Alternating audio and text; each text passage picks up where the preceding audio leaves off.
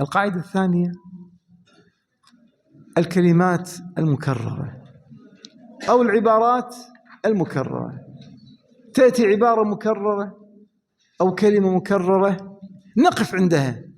في السورة كلمات مكررة تأتي نقف عندها، غالبا ما تشير إلى مقصد السورة. ما هي السورة التي فيها عبارة مكررة، آية مكررة؟ أشهر سورة، أشهر سورة في آيات مكررة سورة الرحمن. فبأي آلاء ربكما تكذبان، فبأي آلاء ربكما تكذبان. تكررت 32 مرة تقريبا، 33 مرة تكررت. فبأي آلاء ربكما تكذبان. ما معنى الآلاء؟ النعم. إذن هي سورة النعم. سورة الرحمن هي سورة النعم. ابتدأت بأعظم نعمة أكرم الله عز وجل بها عباده، وهي نعمة التعرف على أسماء الله وصفاته. الرحمن اسم الله، تعرف على اسم الله، أعظم نعمة يكرم بها العبد. وهذا ما يركز عليه دعاة أهل السنة والجماعة، إثبات الأسماء والصفات. أكرم ما تتنعم به في دنياك وفي أخراك أن تتعرف على الله وأن تحب الله عن طريق التعرف عليه بأسمائه وصفاته. الرحمن اسم الله، ومن أعظم أسماء الله الله والرحمن. الرحمن، ثم صفة الله الكلام، القرآن. علم القرآن، الله عز وجل يعلمنا القرآن وهو كلام الله. خلق الإنسان، صفة لله عز وجل، خلق، صفة الخلق والعلم، وكلامه القرآن والرحمة. فابتدأت بأعظم نعمة يكرم بها العبد، وانتهت بأعظم نعمة تبارك اسم ربك. أعظم نعمة كذلك الاسم، أن تعرف على أسماء الله. ابتدأت باسم الله وانتهت بالتعرف على أسماء الله. ثم الله عز وجل ذكر فيها أن هذا أولها، حتى نجمع ما بين القاعدة الثانية والقاعدة الأولى. أكرمنا الله عز وجل أعظم نعمة تعرفنا على أسمائه وصفاته، ثم بين الله عز وجل نعمه السماوية. والسماء رفعها ووضع الميزان. النجم والشجر يسجدان، أكرمنا الله عز وجل بالنجوم السماوية، النعم السماوية. والسماء رفعها، ثم النعم الأرضية. والأرض وضعها للأنام، فيها فاكهة والنخل ذات الأكمام. النعم الأرضية. ثم نعمة خلق الإنسان وخلق الجن. خلق الإنسان من صلصال كالفخار، وخلق الجان من مارج من نار. إذن أنعم الله عز وجل علينا بأن خلقنا. ثم أنعم الله عز وجل علينا بالماء، النعمة الأرضية والنعمة المائية. مرج البحرين يلتقيان بينهما برزخ لا يبغيان وما يسي ويخرج منهما اللؤلؤ والمرجان، من هذه النعم المائية. وكذلك الماء تسير عليه السفن كالأعلام. ثم ذكر الله عز وجل أعظم من كل هذا جمال وجهه وجماله. أعظم نعمة يبقى وجه ربك ذو الجلال والإكرام.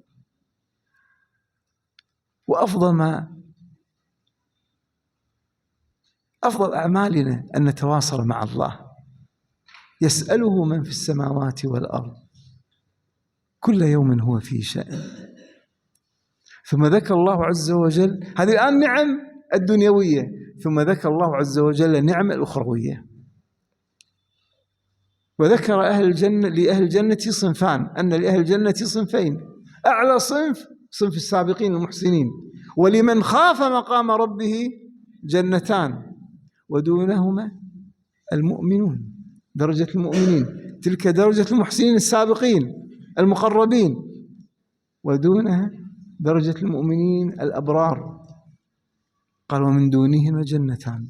فهي صورة، وانتهت بأفضل نعمة اسم الله، أن نتعرف على أسماء الله، تبارك اسم ربك ذي الجلال والإكرام. إذن السورة كلها تتكلم عن نعم الله عز وجل على العباد، النعم الدنيوية، النعم الأخروية. النعم أن نتواصل مع الله وأن نتعرف على الله، والنعم الدنيوية أقسام والنعم الأخروية أقسام. إذن من خلال تكرار الكلمات أو تكرار الآيات نتوصل من خلالها إلى مقصد السورة. نأخذ مثالا آخر الآن، نأخذ مثال. نعم. نأخذ مثال آخر أخوان، سورة الصفات. ما هي الكلمات المكررة في سورة الصفات؟ أما تذكروا أخواني أخواتي كلمات آيات مكررة، لا تقرأون، لا ما يجوز الغش، ما يجوز الغش. ما هي الكلمات المكررة في سورة الصفات أخواني؟ إلا عباد الله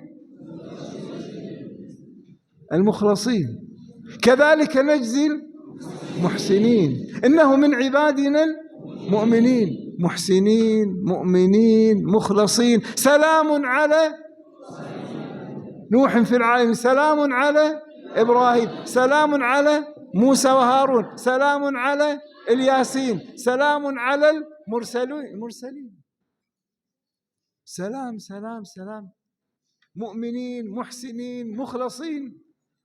إذا تدل على ماذا؟ أنتم توصلوا دون أن تقرأوا الكتاب.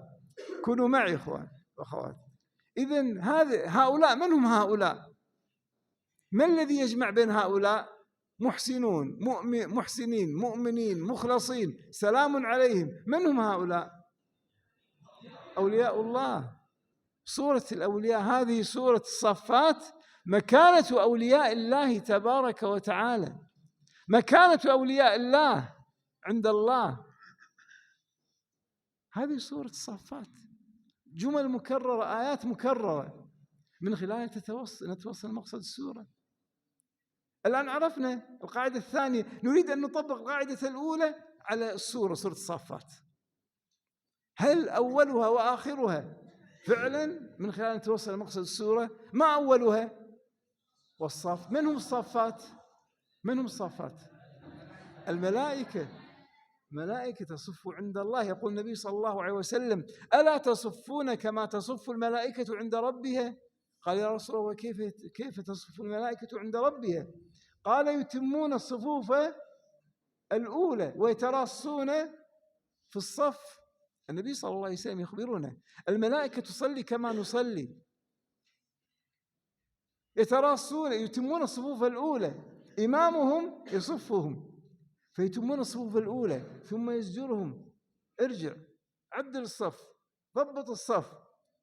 فالزاجرات زجرا. بعدما يتعدل الصف وينضبط هذا الصف يبدأ الإمام يقرأ بهم: فالتاليات ذكرا، والصافات صفا، فالزاجرات زجرا، فالتاليات ذكرا، إن إلهكم لواحد.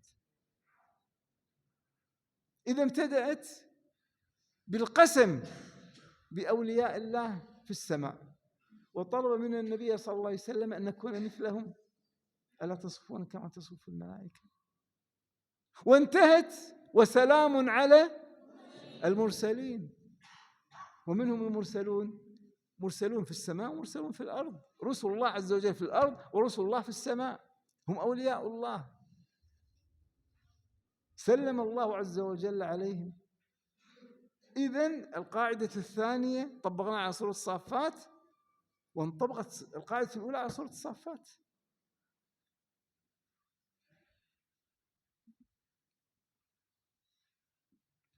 نأخذ مثالا ثالثا، سورة المائدة. سورة المائدة ابتدأ سورة المائدة كما مر علينا: يا أيها الذين آمنوا أوفوا بالعقود. وانتهت سورة المائدة طبعا كالقاعدة الأولى. نأخذ الآن القاعدة الثانية. انتهت سورة المائدة أن الله عز وجل يحاسب الرسل وأتباع الرسل على التزامهم بالميثاق. أنت قلت للناس اتخذوني وأمي إلهين من دون الله، هل وفيت بميثاق أم لم توفي؟ ننظر الآن هل تكررت الكلمات في الله عز وجل. ماذا قال الله عز وجل في سورة المائدة بكثرة موضوع المواثيق؟ ماذا قال في المواثيق؟ ها